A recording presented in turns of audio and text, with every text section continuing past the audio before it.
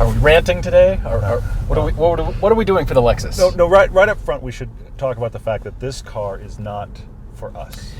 We are not the market for this car. I mean, I was thinking about this a lot, we're in the Lexus ES 350 F Sport. Now, some of the Lexus product in F Sport I enjoy.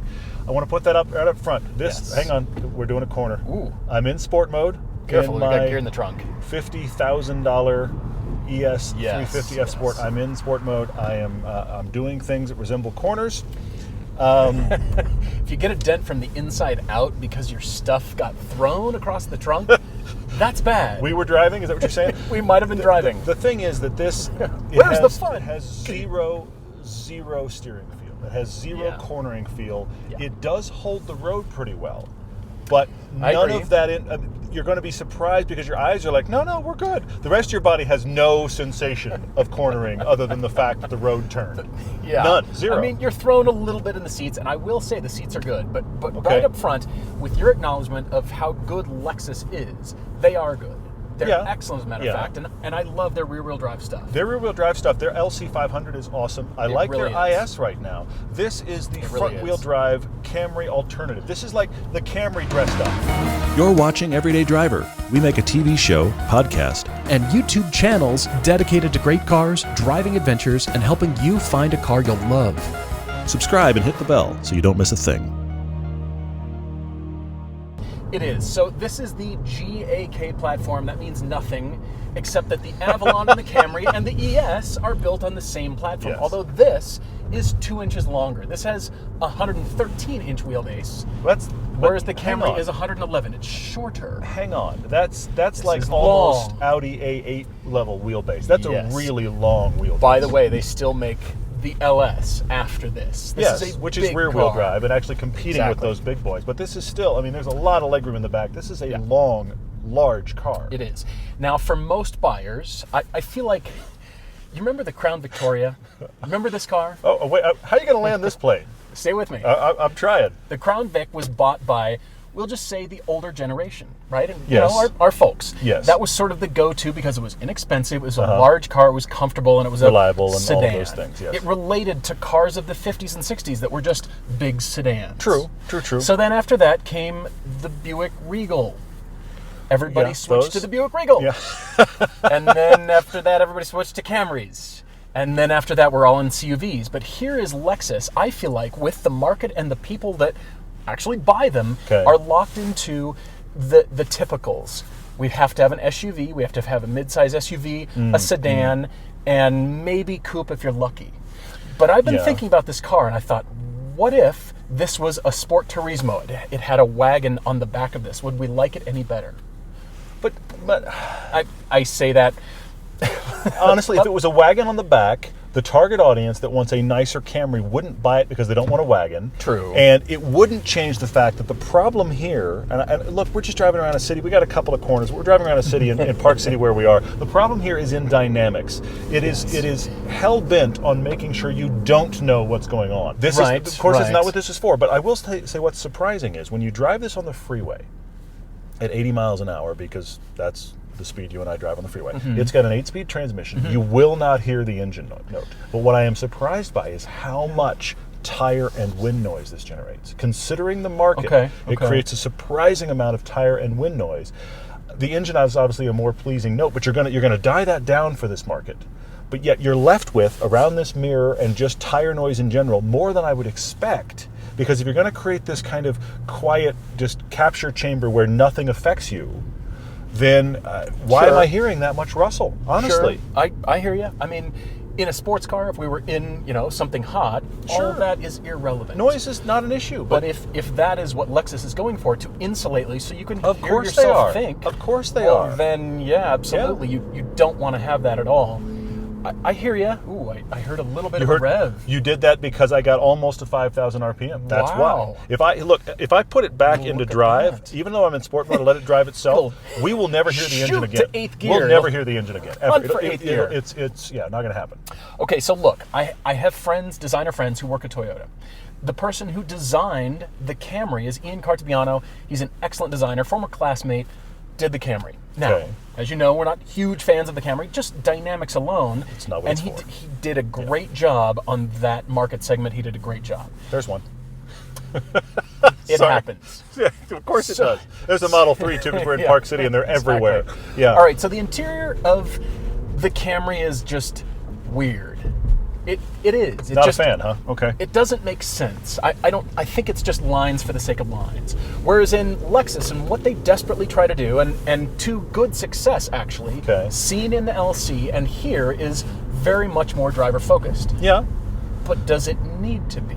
Well, does it need to be everything, kind of pointed towards you and aimed towards your driving experience in the F Sport at least? Nothing else is aimed toward my driving experience except for possibly the design. But the reason for that design is because they're taking all of their cues from the old LFA. The LFA kind of introduced the current styling dynamics of the interiors of Lexus, and the LFA is very cool looking. The interior of that is very cool. It has affected all their interiors, and I think sorry, I have to go back to manual. I can't handle it. So I do have paddles, and they actually are responsive. It's for 7th and 8th. It just runs. It's an 8-speed transmission, and I will never need above 3rd gear this entire drive we're doing right now. It will do above 3rd gear. I just won't need above 3rd gear. It's actually fine in 4th at 80 on the freeway. It's fine. Of course it is, and you've got 4 left. Yeah, it's very Of course, strange. It's all miles per gallon. Oh, this, by by the way, are you going to try to get a tire chirp out of this? Understeer is what this does, which is not a surprise. Understeer is the default safety setting of car setup. That is what you get when you're not worried about driving dynamics. I mean, all modern cars to some degree are set up for understeer more than oversteer, because that's what protects people. Corners are not fun. Well, no. But at the same time, I mean, here's my biggest problem with this is at $50,000 for a sedan. There's a lot of stuff that competes. Both new and used. I even thought of this. This has got a pretty good engine. It's got that 3.5 liter V6 that they've been working on for a while, this 8-speed transmission. We're talking about 300 horsepower and almost as much on torque. So it's not a lightweight on power. Not fat enough for these seats, by the way. I'm sliding to the side of the bolster. Well, it's awesome. But that's because this car was not actually set up for corners like this. True. That's the thing. But the thing about all of those dynamics is... Sorry, I've been overwhelmed by understeer, and now I got nothing. All right, I got nothing. Here's what I'm trying to land, is that is the typical segment, the typical proportions and shapes of every car segment. Okay. We've got small sedans, we've got mid-size sedans, we've got the big one. We've got a CUV and an SUV. Yeah, they've checked all the boxes. I hear that. They have, and so why can't we break further away from that? If this is...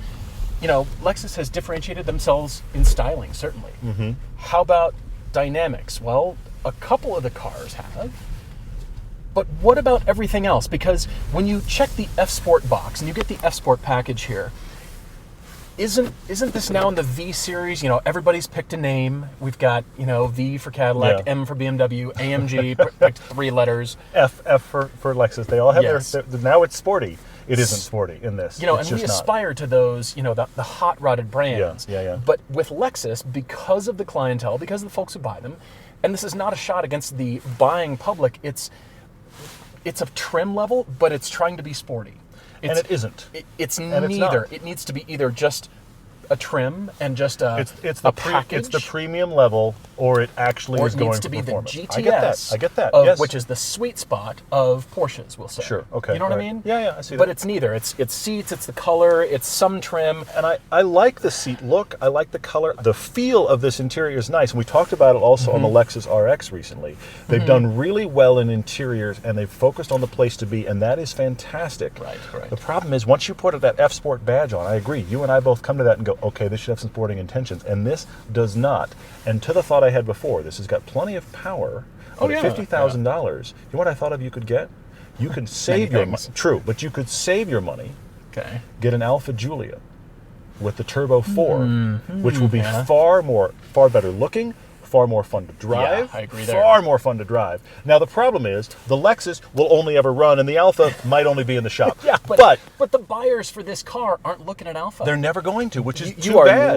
You're a Lexified in your thinking. If you're all Lexus, then you've got something for every phase of your career and your life. Or welcome to the entire thing. Or you've had 3 Camrys in a row and you want to go upscale and you buy the ES. By the way, and you should buy something else if that's the step you're on. Honestly.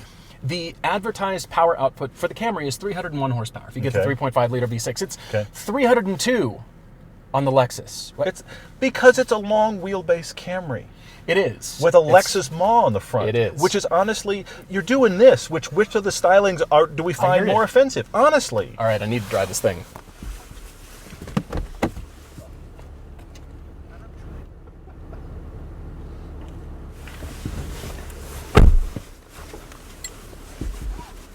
Race driving position, not really in this car, actually. Are you in? You're not in sport mode. Oh, I'm not in sport mode. Well, if you get the F Sport, you have the option of getting the AVS, the adaptive vehicle suspension, but it's got to come with the Sport Plus, and there's not Sport Plus on here. The Monroney of this car at 50 grand. It's a little strange. Sport Plus. We don't have Sport Plus. I do want to note that. Speaking of things in the interior, I know we really weren't, but I have to talk about this. Whoa. Lexus, you having fun? Oh yeah. A lot of body roll. It's great. Yeah.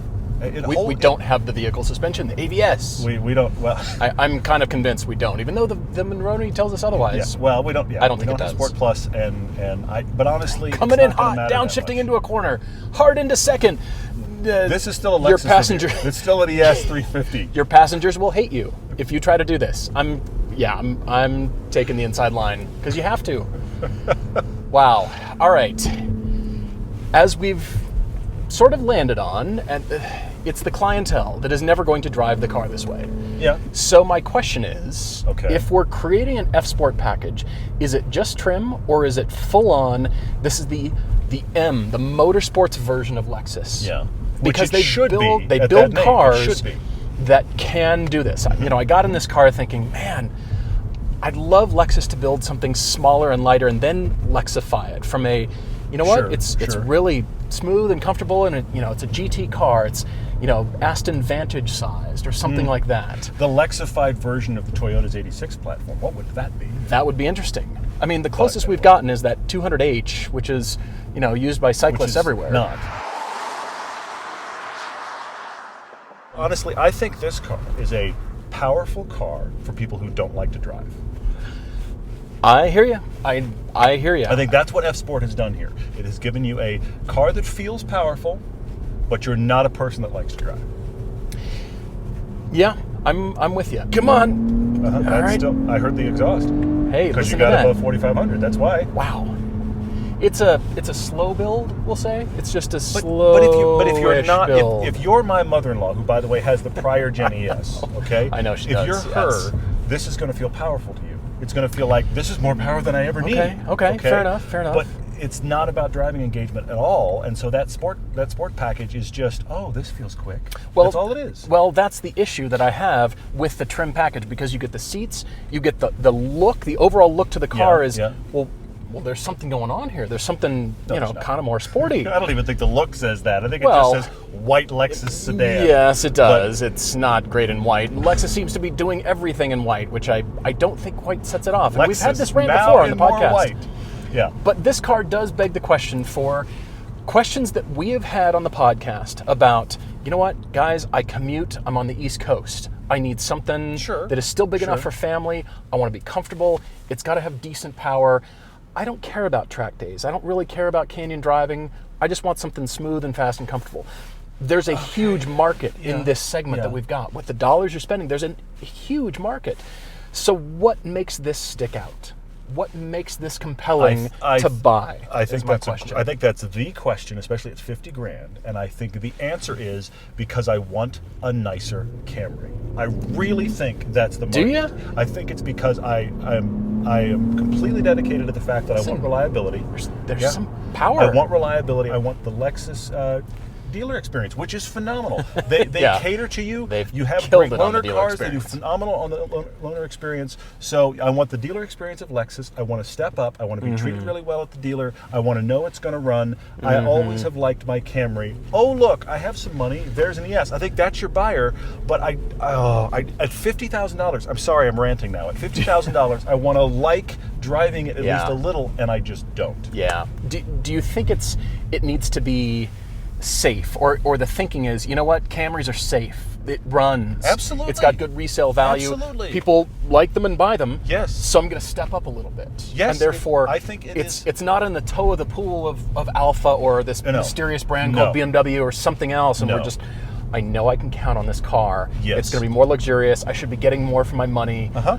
I think it's the step up from Camry. And look, interior-wise, yes, you stepped up. Badge-wise, you stepped up too. And I realize you may be watching this right now and getting ready to write an angry YouTube comment because I love this car and I've had 4 of them because you're not concerned about the driving dynamics. For sure. You can't convince me this is a fun car to drive because it isn't. And at $50,000, that to me is a lot of money, and I want to enjoy what I'm in. And I sorry, I have to get my rant in about the pad. Yes, please do. The mouse was not great, but was getting there. This haptic pad is actually worse. Because it's not great. Because as you move your finger around to control things, you've still got the split screen thing that Lexus is doing where you can have 2 different parts of the screen on different things. That's cool. I like actually their interface is cool. The connectivity and the way you interact with it here has gotten worse by going to this haptic pad, which is very aggressive in its haptics. It's got a very annoying loud chime, and it isn't exact. You almost have to be the passenger or park as the driver to use it well, and that's a problem. Well, the entire pad is the button you push down to select, and your finger could actually move and wiggle off the thing you want. It'll change your selection as you pick things. I've had songs randomly hop. I'm like, I didn't touch anything. I didn't do anything. I just breathed on it. on I had my hand near the yeah. All right, so a quick note about the styling. I do feel like at first the direction Lexus has gone to differentiate themselves in the market was unsuccessful at first. But you're talking about the Predator Maw? The Predator Maw and the overall aggressiveness of the styling, because this is very aggressive for our, shall we call it the Camry XL? Is that what this is? It is the Camry. I like that. That should be the badge. It could be the Camry XL. But the Camry's gotten aggressive. You were talking about your friend, the stylist of the current Camry. That's gotten aggressive too. It has very much. But Lexus had to go even further, which they did on the front and rear taillights. Wow. So they've carried lines through, but there's still strange lines that intersect the rear door handle. I don't get it. They don't intersect the front door handle, but they do intersect the rear. My conclusion on this car is that as good as it is, as well built as it is, by the way, it uses, the Lexified terms are laser screw welding and a lot more structural adhesive that it makes it feel way more solid than a Camry. It feels very solid. It does feel very solid. It does feel well built. Wow, nice materials. All of this is true. Great place to be. But then it's the driving experience is where we as consumers are looking for that. Yeah. But if you're not, it is the perfect car to go to dinner in. Okay. All right. Or drive cross country and see the grandkids. I hate to say it. Terrible, but yes. No, but my parents, that's how they think in car buying. Yes. They're gonna buy something that gets decent gas mileage, is easy to drive, and they can drive cross country to see the grandkids. And they get to me, where I own sports cars, and they have trouble getting in them because that's not their life. We love Lexus. Lexus makes great stuff. They make some great stuff. Welcome but to the new. This is not for us. Camry XL, the Lexus Crown Victoria. It's large, it's comfortable, it's smooth, it's not really a race car or anything close to it.